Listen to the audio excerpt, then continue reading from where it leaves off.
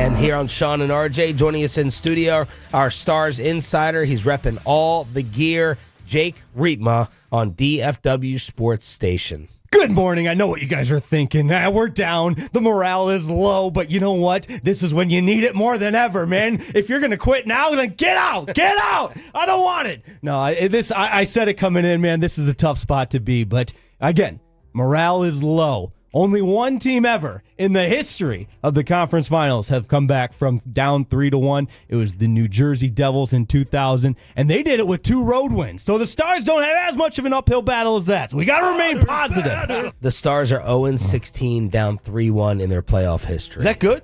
That's not great. Not great. Better than 0-17. Why not us, though? Why not us? Is Skinner the biggest surprise of the series for you? In all seriousness, it feels like an anomaly. I mean, the way he has played the last couple of games, really the entire series. This is the crazy part. You take out the third period of game number 1, where the Stars had the onslaught of all the goals. Take that out as an outlier. So we'll do a statistical deep dive of every other remaining period. This is crazy. He has saved 12.19 expected goals for Stars high danger chances. That's what the Stars were expected to score.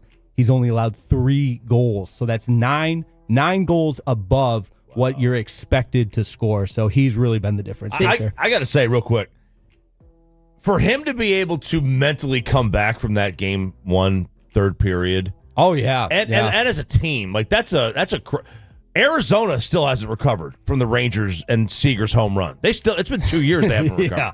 And in a position like goaltending, where that's a team comparison. This is one guy between the pipes, and it's not like the Stars. In certain periods, the Stars' offense has gone away. But the opening period last night, game number 2, period number 2 of game number 3, the Stars are peppering the goalie, and he's making the saves. Yeah, I was wondering last night if he made like a bunch of phenomenal saves or just a bunch of normal stops. Yeah, I think bad. He didn't allow any soft goals. Right. Yeah. He's been solid between the pipes. And Pete DeBoer talked a little bit about that post game that where the offense is there, but in the first period there were 15 missed shot attempts. So you're getting the shot attempts, but are you landing them, or are you trying to press a little bit too much? And he was asked, are they trying to find the perfect shot? And it's such a dicey combination and dynamic of what exactly is that fine line. You mentioned to find the perfect shot. It did feel like at times they were like overpassing. They were trying too hard to make it too cute to get something, and it was like, just hand the puck to Mikko and let him go. Let him try to get something. This is the number one thing we probably all got wrong heading into the series, that the Stars would have the better goaltender. Oh, 100%. Yeah. Now, there was this time last night, third period, Otter made a big save on a power play, and I let out a Lou Brown in the hospital. Big knock, baby, big knock. I'm like, thinking to myself. But that was a great save. But other than that, I mean, Skinner's been the better goalie.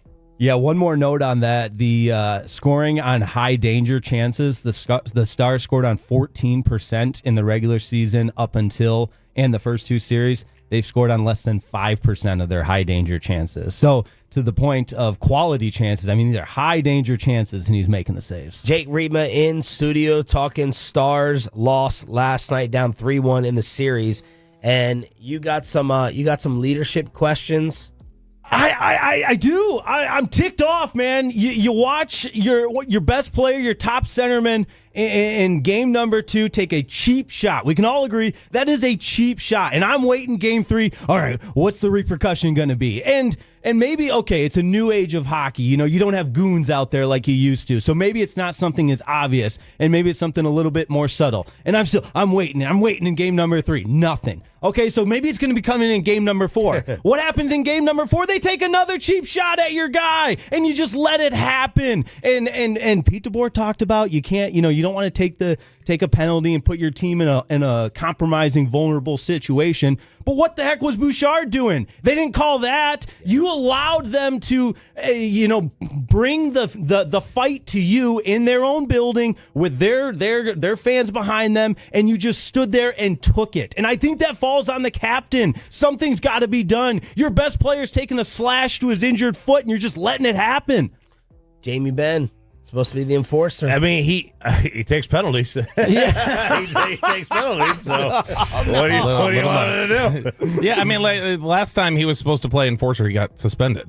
Like that's what happened when he had that happen in the conference finals against Vegas a couple years ago. You know, him and Hyman have had a tiff, tiff. Sure. Either one.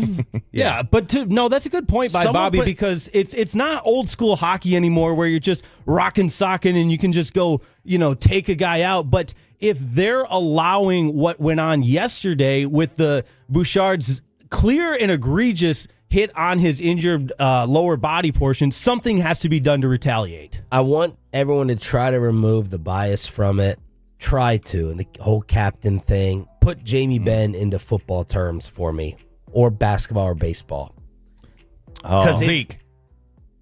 I don't actually know. That's the name I'm throwing out. Oh man, because I don't notice Jamie Benn do anything else out there except get into it with other people or maybe take a penalty. Like I'm waiting to see or are those days gone? It's Dylan Brooks. No, not that big of an agitator, is he? Well, no, he's is not. Dylan Brooks like a better player at what he does right now than Jamie Benn? No, I mean Jamie's still. I was going to go Marcus Smart because Marcus Smart had some contributions and you could feel it a little bit, but he was still supposed to be that guy that would get into the opposition's head. The metrics like Jamie Benn. Some of those advanced Mets. You know who doesn't like Jamie Benn? The Pond Hockey group chat. I hear it all the time from the boys. Oh, Jamie Benn. The Pond Hockey group chat back home do not like Jamie Benn. Pond Hockey group chat. Does it feel like this thing is over? You want me to talk with my heart or my head? My heart says no because I love this team. And you know what? It's playoff hockey. Heady Riepma. The Oilers play such a... And Ray Ferraro said this on the telecast last night. They put on a clinic the last two games of playing with the lead.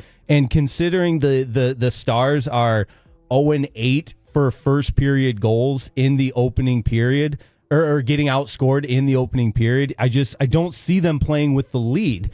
And that way, when Edmonton has the lead, you're already playing that uphill battle, and Edmonton just puts on a clinic when they get a lead. And again, make no mistake about it, Edmonton dominated that third period, and they were generating the chances offensively despite playing with the lead. So the way Edmonton plays with the lead, if they don't get the first goal in game number 5 Thursday night, it's a wrap. Stars should have scored at least 2 in the first.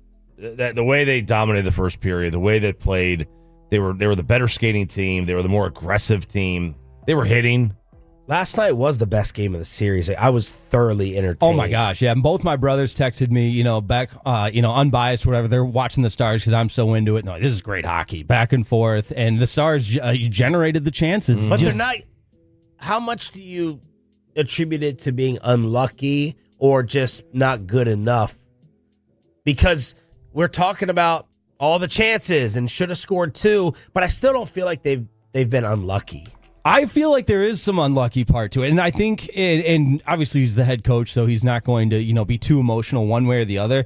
But the post-game presser, both after Game 3 and Game 4, there's a little bit from Pete DeBoer of, what else can I do, And what else can these guys do as far as generating high-danger chances? You just got to get the biscuit in the net. Jake Riepma in studio. He will be at Game 5 tomorrow night. Bobby is probably going to be there as well. Yeah, it sounds like I'm going to the game. It's not official yet, but I believe I will have a ticket secured. All and right. I know that Jake will be there hyping up Mac Engel in the press box. He'll be walking around outside the AAC, screaming at old ladies, just like he did on Friday night when we tried to get him to get a "Let's Go Stars" chant going.